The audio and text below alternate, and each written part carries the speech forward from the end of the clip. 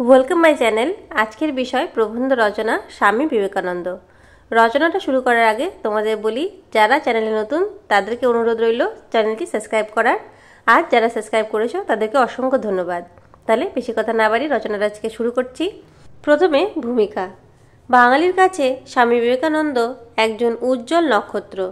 ভারতের মহান পুরুষদের মধ্যে তিনি অন্যতম। যখন ভারত ইংরেজদের দাসত্বে ছিল, সেই সময় আমাদের ভারত মাতার বুকে জন্ম নিয়েছিলেন এক মহাপুরুষ, যিনি শুধু আমাদের ভারতের নয়, প্রত্যেক মানবতার গৌরব। তিনি হলেন বীর সন্ন্যাসী স্বামী বিবেকানন্দ। এরপর পয়েন্ট দেখো, জন্ম ও পরিচয়। স্বামী বিবেকানন্দ জন্মগ্রহণ করেছিলেন 1863 সালে 12ই জানুয়ারি। তার আসল নাম ছিল নরেন্দ্রনাথ দত্ত। ছোটবেলায় সবাই তাকে বিলে বলে জানত। শৈশব থেকে তিনি খুব চঞ্চল এবং মেধাবী প্রকৃতির বালক ছিলেন। ছোটবেলা থেকেই তিনি অত্যন্ত সাহসী ছিলেন। অনেকে তাকে নরেন বলেও ডাকতেন।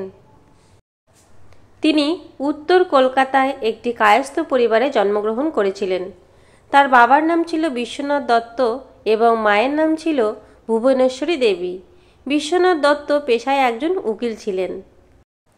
এর পরের পয়েন্ট দেখো, শিক্ষা জীবন।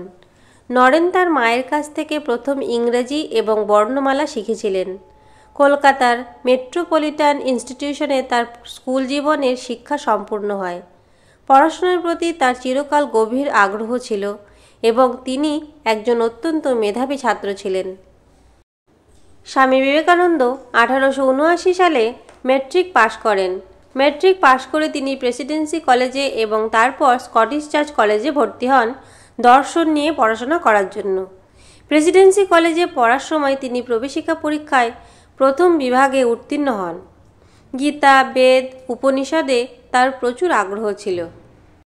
ঈশ্বর সম্পর্কে জ্ঞান লাভ করার জন্য তিনি দক্ষিণেশ্বরে রামকৃষ্ণ পরমহংসদেবের কাছে দীক্ষা নেন। স্বামী বিবেকানন্দ বিএ পাশ করার পর ভারতীয় সংস্কৃতি বিষয়ে গভীরভাবে অধ্যয়ন শুরু করেন। প্রচুর গবেষণা করে তিনি নিজের মনের সত্য জানার জন্য ব্যাকুল হয়ে পড়েন। এরপর দেখো পয়েন্ট, অবদান।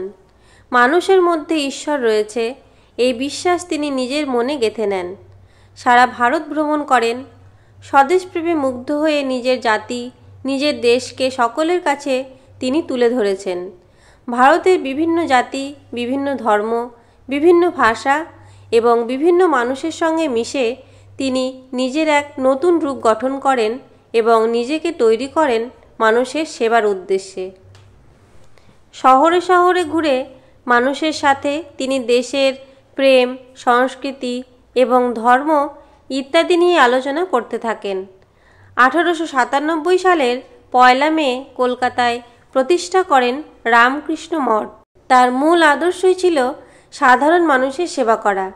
তারপর স্বামী বিবেকানন্দ বেলুড়ে তৈরি করেন বেলুড় মঠ, যা আজও বিখ্যাত। সকল ভারতবাসীর দুঃখ দুর্দশা উপলব্ধি করেন তিনি। সাধারণ ভারতবাসীর অশিক্ষা, দারিদ্রতা তার কাছে বেদনাদায়ক হয়ে ওঠে। তিনি আমেরিকার শিকাগো শহরে অনুষ্ঠিত বিশ্ব ধর্ম সম্মেলনে যোগদান করেন এবং হিন্দু ধর্মের শ্রেষ্ঠত্ব প্রমাণ করেন। দেশে বিদেশে তার নাম ছড়িয়ে পড়ে। বহু বিদেশী তার শিষ্যত্ব গ্রহণ করেন। এরপর তিনি দেশে ফিরে আসেন এবং সঙ্গে আনেন মার্গারেট নোবেল নামে এক বিদেশি শিষ্যাকে। পরে মার্গারেট ভারতে ভগিনী নিবেদিতা নামে পরিচিত হন। এরপর শেষের পয়েন্ট দেখো, উপসংহার। 1902 সালে 4 জুলাই স্বামী বিবেকানন্দ দেহত্যাগ করেন। ইতিহাসের পাতায় বাঙালিদের রত্ন তিনি। তার বাণী আজও মানুষের অন্তরে প্রেরণা জাগায়। আমাদের যুব সমাজ ওনার বাণী স্মরণ করে যাবে চিরকাল। তাহলে দেখো, এখানেই স্বামী বিবেকানন্দের রচনা। ভিডিও যদি ভালো লাগে তাহলে অবশ্যই লাইক করো, কমেন্ট করো এবং শেয়ার করো। আর আগামী দিনে ভিডিও পেতে চ্যানেলটিকে সাবস্ক্রাইব করতে একদম ভুলো না। আজ এখানেই দেখা হবে পরের ভিডিওতে। Thank you for watching.